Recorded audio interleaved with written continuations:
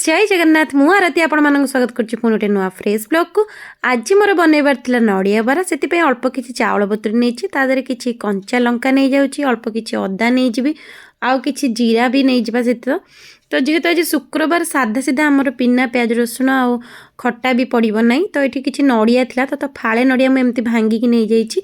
एबे जीरा को भी पकई नेली एबे सबुतिक भल कि गोटे पेस्ट बनईदेवा। बेसी फाइन पेस्ट बनइबनी टिके खद खदड़िया रहिले भल लागिबो। तो मो बैटर एबे मु बाटी सारी तो बैटर काढ़िला परे ता देहरे आपण चाहिए आलू पकई पारे आलू पकईले बहुत बढ़िया लागिबो। तो मुझे किसी आलू नहीं जाइए जदि आलू न पकईबे भी किसी असुविधा नहीं मु गोटे आलू पकई नहीं तादे आउ कि माने अधा काटी सेमती नड़िया आउ अधा नड़िया कोरी नहीं तो ये कोरा नड़िया को भी ऐड कर नौची।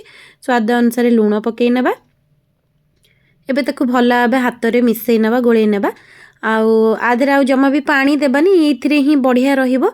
आउ शुक्रवार सादा सीधा खाइबा को यहाँ बहुत बढ़िया लगे पिल्ला तो बहुत भल आम घर समस्त ही भल लगे। तो मुझे तावा बसई देछि गैस रे तावा गरम हो आसलानी एबे अल्प किछि तेल नेकी सबुआड़े स्प्रेड करने एबे बरा गुड़िक हाथ में एमती नहीं तादे थोईकी सेप देबा। आपण चाहिए जमती चाहिए सेमती करें तो मुझे गोल गोल हाथ में ही कर नौची।